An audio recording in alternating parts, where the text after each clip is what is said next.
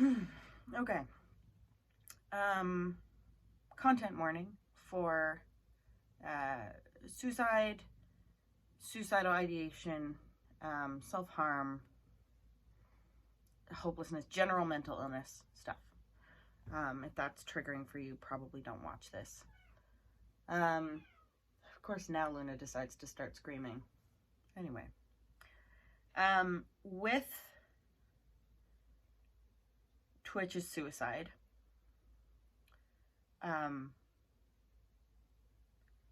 every suicide is a huge loss. And with this one, I keep seeing people posting like his last TikToks and stuff and saying like he seems so happy, he's so happy. And the message that people are trying to get across with this is like, you never know what people are going through, or like don't assume that because people seem happy that they don't need help. And cats.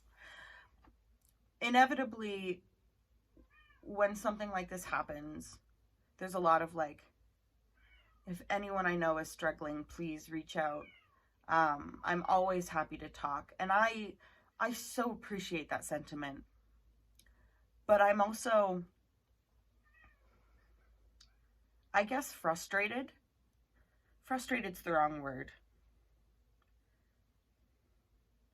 I don't know what I am, but I wanted to share a little bit of insight from my life because I don't feel like it's been a huge part of the conversation. And it's going to seem like a real downer because I don't have solutions for this. If I did, oh my goodness, I'd write a book. And so it's going to feel like I'm just bringing up a different or more problems and not coming up with solutions. And I guess I am. But there are people that are a lot smarter than me that hopefully can hear and consider this viewpoint and come up with solutions. But I figure it's at least worth a conversation. So, it's not a secret really to anyone who knows me that I struggle with depression and a bunch of things. I try to be really transparent about it.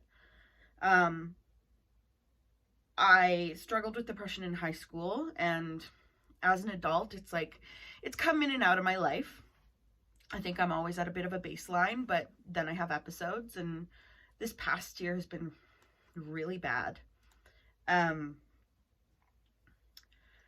I've been fighting an eating disorder, which doesn't help.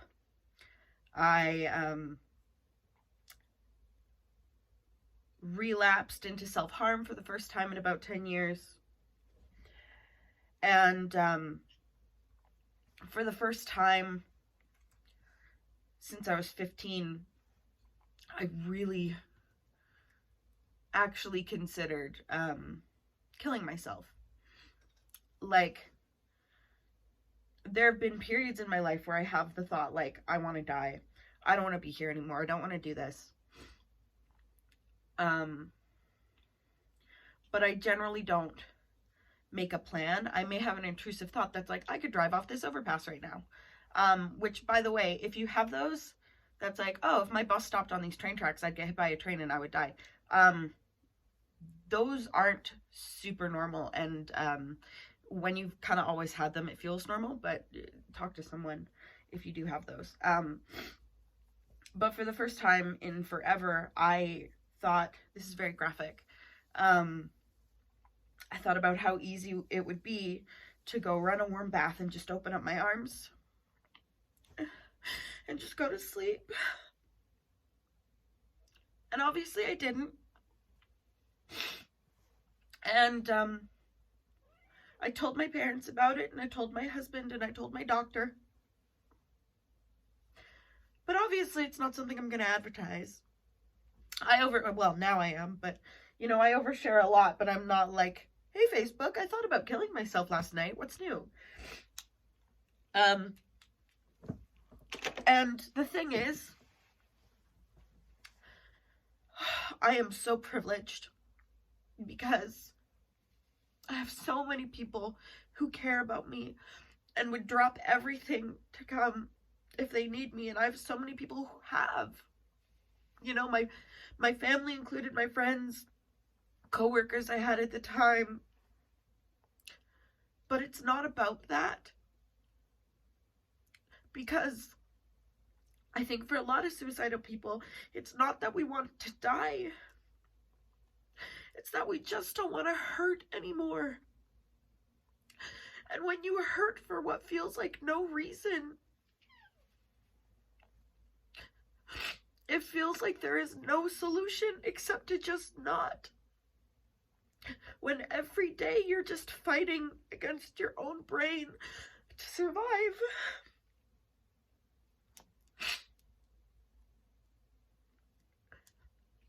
What else is there? There was a point in my life where I literally looked into a voluntary lobotomy because I didn't want to feel so much, so hard anymore. Which, guess what? They don't do those, which is good. But it's not about wanting to die. It's about not wanting to hurt. And, like, even my parents, and this is not a judgment on them, it was just an observation. They are wonderful parents who understand mental health issues. But even my mom was like, I'm just kind of surprised that you're struggling so much because you seem like you're laughing and you seem happy. And it's like, well, yeah, it's like chronic pain. You know, you're capable of feeling good. Like, if you have a great meal, it doesn't stop tasting good when you have chronic pain. If a joke is funny, it's still funny when you're depressed, but then you stop laughing and you still hurt. And I first tried to commit suicide when I was 14 or 15. Tried to do it twice in one night. Obviously didn't work. And I promised my parents I would never do that to them. And I've promised Scott, my husband, that I would never do that to him. And so I won't. But when you are despairing so deeply and everything hurts and you just want to stop it from hurting, it feels like you have one option to make it stop hurting, and it's the only thing you can control. The only thing you can do to stop hurting. But you've promised the people you love more than anything that you wouldn't do that to them. And so even that feels outside of your control. So all you can do is just keep getting up in the morning. And it's like, how many days are there going to be? And there will be good days, but that doesn't make it hurt any less. And I'm not sharing any of this to scare anybody. You know, the me you experience is still me. It's important to me that I'm authentic, and I am. But you also don't want to, like, trauma dump on people. And I'm not sharing this because I want people to be like, you're so brave, or like, I'm so sorry you're struggling with this. Like, those are really lovely sentiments, but that's not what I want. And in this conversation, I don't know that I'll necessarily find that helpful. Kingsley can tell I'm upset. I won't necessarily find that helpful. So I would thank you so much for the sentiment. That's not what I'm trying to accomplish here. What I'm trying to accomplish is to sort of recognize that, first of all, I do think it's easy for us to separate, like, of course we don't know what a celebrity's going through, because what we get of them is curated. I think we feel like we have a different understanding of the people that are in our lives, our social relationships rather than our parasocial relationships. But I think the friends I'm closest to will be surprised to know that, like, a few months ago, all I wanted to do was end my life. And I haven't, like, had such vivid images of actually doing it since then, but, you know, the thoughts of, like, I don't want to do this anymore, I don't want to fight anymore, that hasn't gone away. So I want to put a more, I guess, accessible face on it for the people in my life and in my sphere. And the other thing is saying, like, no one is alone, and like if you need anything, reach out to me. I don't think that's enough, or I don't think that's necessarily the right thing, and that sounds super judgmental, and I don't mean it to be. Everyone is doing the best they can, and I wholeheartedly believe that. But I know that I have so many people, even people that I would consider like acquaintances, who would absolutely drop anything. Even strangers. I'm sure there are lots of strangers who, if they saw me standing on a bridge or something, you know, they would talk me down and you know, try to tell me that I matter. And like, that's, I know I matter. That's not the issue. But I don't want to talk about it, because it's not that there's a problem. It's that I'm hurting. And I don't really know that there's a way to make it stop. And like I said, I don't have a solution for this, but I think either I'm the only person in the world experiencing this, which I have main character syndrome, but I don't think I'm that special. Or other people feel that way, and we're missing that part of the conversation.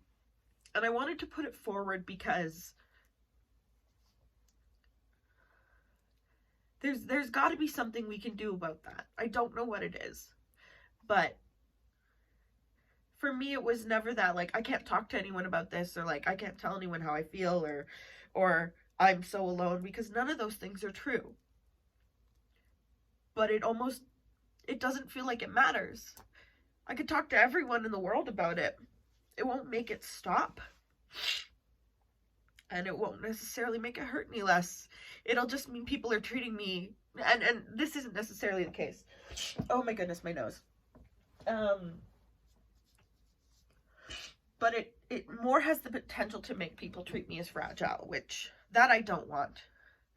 Because then people are afraid to joke and laugh and treat you like you have a terminal illness, which doesn't necessarily help. So I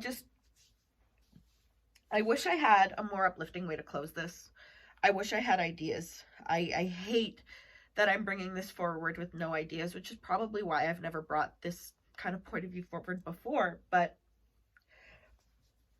at the very least, I can bring it forward, and it can be part of the conversation around depression and suicidal ideation, and how do we support the people in our lives, and how do we, the people that are struggling, ask for help, and what kind of help would we actually find helpful? Because I don't know what kind of help I would find helpful.